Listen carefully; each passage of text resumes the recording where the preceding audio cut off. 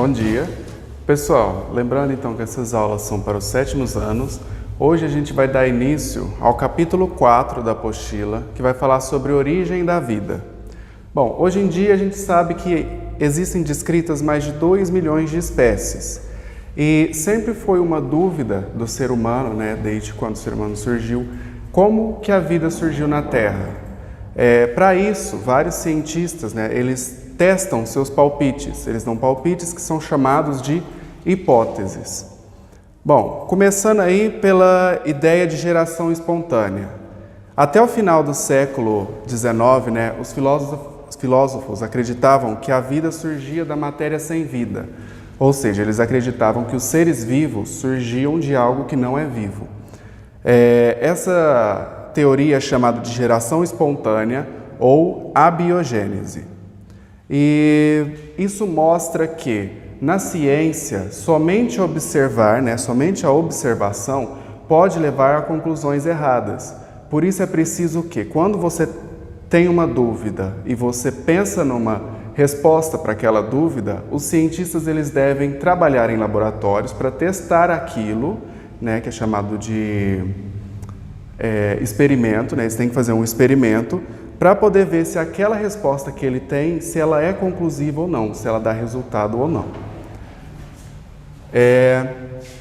Então, a partir daí, alguns cientistas começaram a se questionar quanto a essa dúvida da geração espontânea, onde diziam que os seres vivos surgiam da matéria inanimada. E aí, um médico chamado Rede, Francisco Rede, em 1668, ele reparou que pequenos vermes apareciam em lugares frequentados por moscas. E aí ele começou a pensar se esses vermes não viriam dos ovos da mosca, e não que eles surgiam do nada. E ele elaborou um experimento. O experimento vocês podem conferir na página 47, que está ilustrado. O que ele fez? Ele pegou 2 potes e colocou uma carne dentro, deixou ela lá em decomposição. Ali, deixou um pote aberto e um pote fechado. E ele reparou que as moscas começaram a surgir naquele local. Começaram a entrar no pote que estava aberto e no pote que estava fechado elas não conseguiam entrar. Passado alguns dias, ele observou que no pote que estava aberto e as moscas entraram, surgiram as larvas. E no pote que estava fechado e elas não entraram, não surgiu nada. Ou seja, daí ele tirou a conclusão que realmente aqueles vermes, as larvas que apareciam nas carnes, elas vinham das moscas, dos ovos que as moscas colocavam e não que surgiam do nada. Mais para frente, há quase 200 anos depois, ainda existia muitas pessoas que acreditavam na geração espontânea.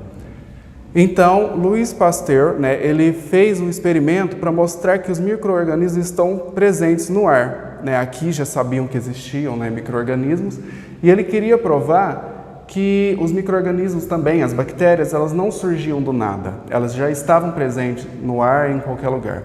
E ele elaborou outro experimento. O que ele fez? Ele pegou um tubo de vidro, parecido com esse aqui, que ele chamou de pescoço de cisne, por causa dessa curvatura. E ele ferveu dentro desse tubo caldo de carne. E aí, o vapor que saiu e o calor fez com que os micro-organismos ficassem retidos nesse gargalo aqui. Então, eles não chegavam até o líquido, o caldo de carne que estava aqui. O que ele fez, então? Chegou um momento em que ele quebrou aqui. A partir do momento que ele quebrou aqui, o ar da atmosfera começou a entrar aqui dentro. E aí apareceram os micro-organismos. Ou seja, ele provou que os micro-organismos estão no ar à nossa volta. E que só não apareceu aqui enquanto estava inteiro, porque eles ficaram retidos aqui nesse gargalo por conta da fervura que ele fez. Então, para a gente hoje é meio óbvio, a gente saber que um ser vivo vem de outro ser vivo, que ele não surge do nada, mas naquela época as pessoas acreditavam nisso. Por isso que essas descobertas científicas foram muito importantes para o que a gente sabe hoje em dia. E a segunda parte do capítulo fala sobre a origem da vida, quando a Terra surgiu, né, há mais ou menos 4,6 bilhões de anos atrás, não existia nenhum ser vivo sobre a Terra, porque a temperatura da Terra naquela época era muito alta. Só a partir de 600 milhões de anos depois que a Terra esfriou e começou a surgir as chuvas, né, e a água líquida em abundância. Aí formou os oceanos e a parte terrestre que a gente conhece também. Em 1920, dois cientistas, Oparin e Haldane, eles lançaram a hipótese da origem da vida. Hoje em dia a gente não tem como provar essa hipótese, mas ela é a mais aceita dentro da comunidade científica. Porque para a gente simular isso, a gente teria que ter um ambiente como era na Terra há 4,6 bilhões de anos atrás. Então, não é possível. Qual que era essa hipótese desses dois cientistas? Eles disseram, né, que a atmosfera da Terra primitiva era composta principalmente de metano, amônia, hidrogênio e vapor de água. E que, naquela época, existiam muitas descargas elétricas, né, que vinham das tempestades e os raios ultravioletas do Sol. Com o passar do tempo, essas descargas elétricas e os raios ultravioletas do Sol foram promovendo mudanças nesses compostos, né, que existiam na Terra e foi formando as substâncias orgânicas que a gente conhece hoje, que são os açúcares, as gorduras e as proteínas, que é a formação básica de todo ser vivo.